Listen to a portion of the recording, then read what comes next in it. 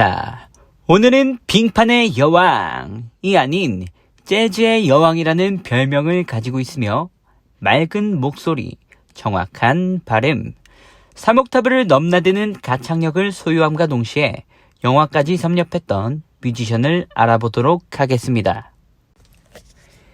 이 뮤지션이 살던 시대는 보컬이 주목받지 못하던 시기였는데요.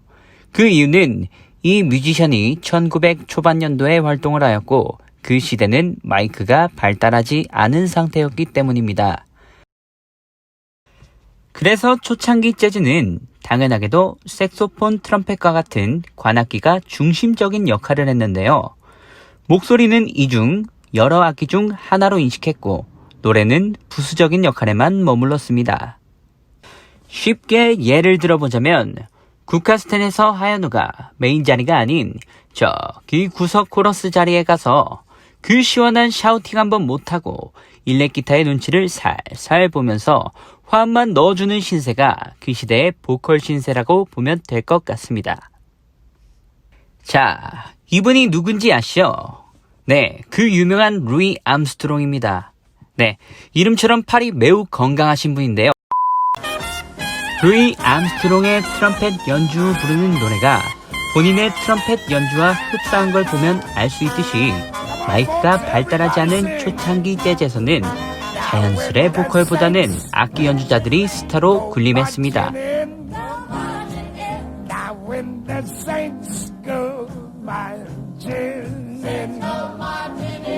그러나 이 시기에 엄청난 실직자들이 넘쳐나게 되는 대공황과 2차 세계대전이 일어나게 되고 사람들은 사랑 노래나 지친 마음을 위로받을 수 있는 노래를 찾기 시작했습니다.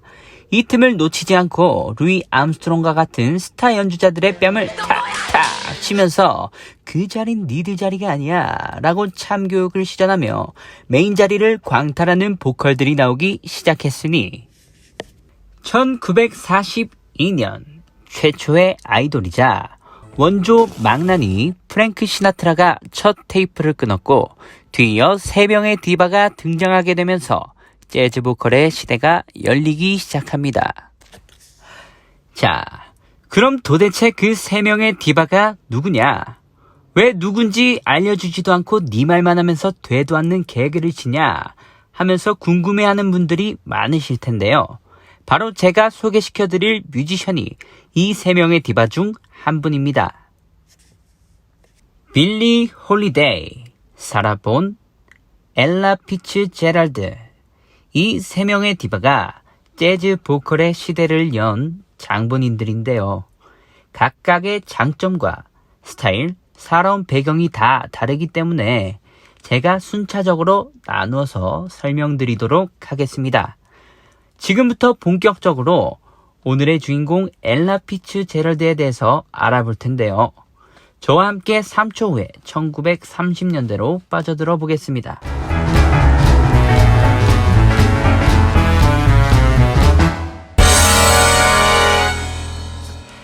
일단 이분의 정확한 이름은 엘라 제인 피츠제럴드. 앞에 말씀드렸다시피 맑은 목소리와 정확한 발음, 3옥타브를 넘는 가창력의 소유자인데요. 생애 13번, 사후를 포함한다면 14번의 그래미를 수상한 엘라 피츠제럴드는 가장 완벽한 재즈 가수로 칭송받고 있습니다. 자, 본론으로 넘어와서 편하게 소개시켜드리기 위해 지금부터 엘라 피츠제럴드를 저의 누님으로 모시도록 하겠습니다. 네, 거의 가족 같은 분이라서요. 저랑 좀 친합니다. 이 큰 누님은요. 버지니아주의 뉴포트에서 혼인신고를 하지 않은 사실혼 관계인 부부 사이에서 태어났습니다. 이들은 아이를 낳고 얼마 지나지 않아 헤어지게 되었는데요.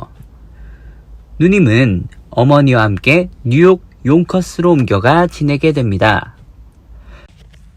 1932년 누님의 나이 15살로 어머님이 심장마비로 떠나시고 맙니다. 그로 인해 누님은 고아가 되었고 평소 자신을 홀대하던 양아버지에게 쫓겨나 이모 집에 얹혀 살거나 고아원을 전전하는 등 피폐한 생활을 해야 했습니다. 이런 와중에도 역시 와우! 누님은 계속 가창 연습을 거듭했고 1934년 11월 뉴욕 할렘의 아폴로 극장에서 아마추어 경연대회가 열리게 됩니다. 이 대회에서 가볍게 우승을 차지하며 가수 생활을 시작하게 되는데요. 이듬해 1월 할렘 오페라 하우스에서 공연하던 중 당시 유명한 빅밴드 리더였던 칙 웹의 눈에 띄게 됩니다. 웹은 누님을 밴드의 전속 보컬로 기용하면서 누님의 출세에 한몫 거들기 시작하는데요. 이 당시 빅밴드는 10인조 이상으로 구성되었습니다. 보통 15인조 내외가 일반적이었는데 절대사항은 아니었지만 일반적으로는 빅밴드는 3파트로 나누었다고 합니다. 리듬 섹션으로 피아노, 드럼, 베이스, 기타는 무대 왼쪽 1파트, 그리고 무대 오른쪽에는 브라스 섹션으로 금관악기, 트럼펫, 트럼본으로 구성된 두 번째 파트가 있겠습니다. 마지막으로 리듬 섹션인 목관악기인데요. 색소폰과 클라리넷이 3파트로 자리하고 있었습니다. 네, 여러분들은 혹시 느끼셨나요? 여기에 보컬 자리는 없습니다. 당연한 거죠. 마이크가 꽂혔는데 어찌 감히 악기님들의 소리를 뚫고 나올 수가 있겠습니까? 당연한 거죠. 무튼 이 시대의 보컬은 완전 찬밥 신세였다는 걸 알 수 있는 부분이었지만 와우, 저의 자랑스런 누님은 장인은 연장 탓을 하지 않는다 라며 이 어려운 걸 해내십니다. 이 당시 뉴욕은 스윙 밴드들의 인기를 겨루는 접전장이었는데요. 재즈 역사에 큰 획을 두 번의 밴드 전쟁이 있었습니다. 첫 번째 전쟁은 1937년 엘라 누님을 섭외했던 칙 웹 밴드에 대한 베니 굿맨 밴드의 도전이었습니다. 이 경쟁에서 작은 체구의 신체적 결함을 가진 칙 웹은 맹렬한 경쟁심과 압도적인 드럼 연주로 상대방을 제압하였는데요. 4천여 명의 청중 앞에서 베니 굿맨 드러머 진 크루파에게 경외의 인사를 받아내면서 베니 굿맨 밴드를 사뿐히 지려밟고 올라가게 됩니다.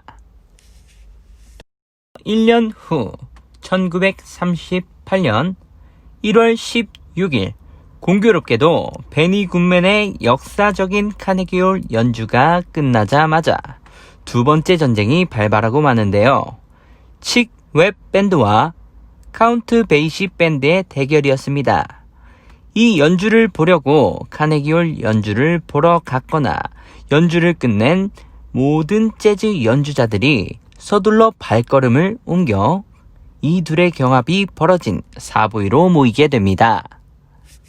자, 이 대결에서 양측은 밴드의 연주와 함께 두 명의 여성 디바를 서로 내세웠는데요. 맞습니다. 여기서 저의 누님이 등장하십니다. 마치 원피스의 상크스가 이 싸움을 끝내러 왔다고 등장하는 듯 누님이 딱 등장하게 되는데요. 근데 상대편 보컬이 거의 검은 수염급입니다. 제가 처음에 말씀드린 3대 디바 중 한 분, 바로 빌리 홀리데이 누님이신데요. 칙 웹의 후원을 받으며 성장한 엘라 누님과 1937년부터 카운트 베이시와 함께한 빌리 홀리데이의 대결은 서로 다른 매력과 흡입력으로 청중들을 사로잡았고 실황 연주가 남아있지 않은 것이 매우 안타까울 정도로 두 밴드의 우열은 가리기 힘들었다고 전해집니다. 하지만 여러분들이 궁금한 건 역시 결과죠. 네, 누님이 이겼습니다. 칙웹 밴드의 승리로 나오긴 하지만 역시 너무 치열했던 탓인지 칙웹의 승리를 부정하는 견해가 많이 남아있으며 자료도 남아있지 않아 너무 아쉽지만 일단은 저의 누님이 이겼다고 하니 빠르게 인정하고 넘어가도록 하겠습니다. 1955년에 데카와 계약이 만료된 뒤 바로 버브와 계약을 하게 됩니다. 계약 이후 이 음반사에서 보수와 진보 노선을 떠나 미국의 모든 송북을 음반화한다는 대규모 프로젝트가 시작되는데요. 누님이 이 프로젝트에 뛰어들게 됩니다. 이 프로젝트는 1956년에 제작된 콜 포터의 송북을 시작으로 로저스 앤 하트, 듀크 엘링턴, 어빙 벌린, 조지 앤 아이라 거슈인, 헤럴드 앨런, 제롬 컨, 그리고 가장 마지막인 1964년 자니 머서의 송북까지 총 8종류의 음반 세트를 선보이게 되는데요. 후에 이 음반은 엄청난 명반으로 자리 잡습니다. 많은 평론가들은 이 대작업에 아낌없는 찬사를 보냈고 지금도 상업성과 예술성, 모든 면에서 두 마리 토끼를 잡아낸 명반으로 평가하고 있습니다. 이처럼 순탄하게 뻗어나가는 누님의 음악생활과는 다르게 사생활은 매우 암울했다고 하는데요. 누님의 사생활을 밀착 취재한 유꾸미의 설명을 잠시 듣고 오도록 하겠습니다. 순탄하게 뻗어나가는 엘라이모의 음악생활과는 다르게 사생활은 매우 암울했는데요. 힘든 어린 시절을 보냈기 때문인지 활동 초기부터 수줍음을 심하게 타다 못해 대인관계에서 문제가 있다라는 소리를 들을 정도였고 엘라이모 자신도 노래할 때가 다른 사람들과 대화할 때보다 더 편했다고 말할 만큼 대인관계가 많이 부족했다라는 것을 보여줍니다. 또 엘라이모의 외모도 어려 보인다고 얘기할 수가 없고 여장부 소리를 들으실 만큼 터프한 편이어서 사람들이 다가가는데 어느 정도 불편함을 초래했다고 볼 수 있을 것 같네요. 엘라이모의 결혼 생활도 그리 순탄하지는 않았습니다. 첫 번째 결혼은 1941년 어느 선청 노동자와 했지만 그가 마약 거래 혐의로 잡혀 들어가자 2년 만에 파탄나버리고 1947년에 베이시스트 레이 브라운과 두 번째로 결혼했지만 둘 다 재즈 뮤지션으로 하도 바쁘게 공연 활동을 하다 보니 사생활을 나누기가 힘들어져 1953년에 또 이혼을 하고 맙니다. 하지만 브라운과 음악적인 동반자 관계는 평생을 통해 유지했고 1991년 녹음한 마지막 음반에서도 브라운이 베이시스트로 참가한 걸 보면 알 수 있듯이 공과 사를 철저히 구분한 것 같네요. 역시 아메리칸 마인드, 이런 점은 본받을 만한 것 같습니다. 1957년에는 어느 노르웨이 남자와 비밀리에 결혼했지만 결혼 소식이 로이터 통신을 통해 새나갔고 남자가 예전에 약혼했던 여자에게 금품을 갈취했다가 스웨덴에서 체포되면서 첫 번째 결혼과 마찬가지로 대단히 짧게 끝나버리게 됩니다.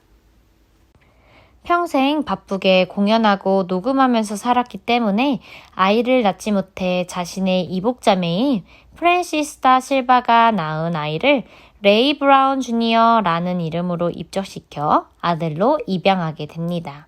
하지만 엘라이모와 브라운이 너무 바쁜 바람에 아이는 이모 손에 자랄 수밖에 없었는데요.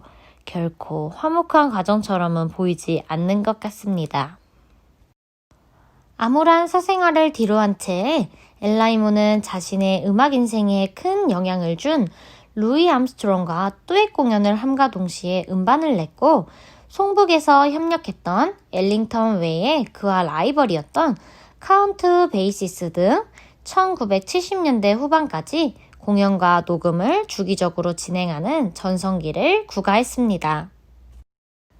1967년에 버브와 전속 계약이 종료되자 애틀랜틱과 캐피털, 리프라이즈 등의 레이블을 전전하며 녹음을 진행했는데요. 1972년 여름에 그랜츠가 새로이 만든 음악사인 파블로에서 산타모니카 공연의 라이브 앨범을 내어놓아 대박을 치면서 생애 마지막이 되는 장기 전속 계약을 맺게 됩니다. 하지만 이 시기를 기점으로 엘라이모의 꾀꼬리 같던 목소리가 다망한 활동으로 인해 서서히 노쇠해지기 시작했고 전성기 때 보여준 3옥타브에 이르는 음역과 부드러운 음색도 저기 멀리 날아가 버리게 되었습니다. 엎침대 덮친 격으로 1980년대는 당뇨병으로 인해 전반적인 건강도 악화되었고 1991년 창꾸미 오빠가 태어나기 딱 1년 전에 마지막 스튜디오 앨범 올 댓 재즈를 파블로에 취입한 것을 끝으로 음반 녹음 활동을 중단하셨습니다.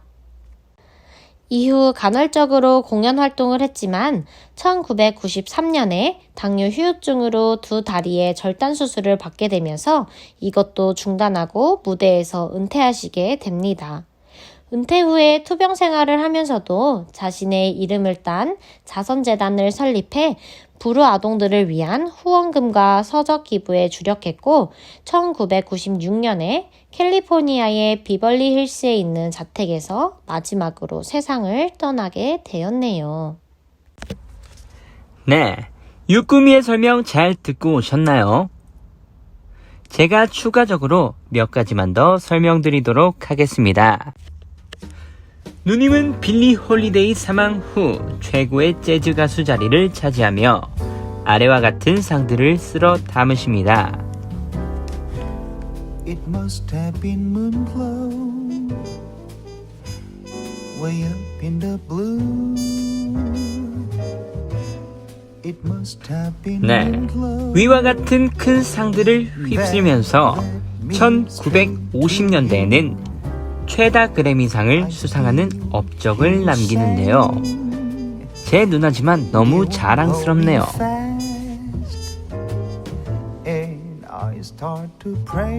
자, 지금까지 저의 첫 번째 누님 엘라 피츠제럴드 누님을 만나보셨는데 어떠셨나요? 유익한 시간이 되셨길 바라면서 다음번에 소개시켜드릴 저의 두 번째 누님은 엘라 피츠제럴드 누님이 뛰어넘지 못한 빌리 홀리데이 누님이십니다. 재즈 보컬 시대를 연 3인의 디바 중 한 분이시죠. 왜 엘라 피츠제럴드 누님이 빌리 홀리데이가 죽고 난 후에야 최고의 재즈 가수 자리를 넘겨받을 수 있었는지에 대해서 또 어떤 족적을 남겼는지에 대해서 알려드리도록 하겠습니다.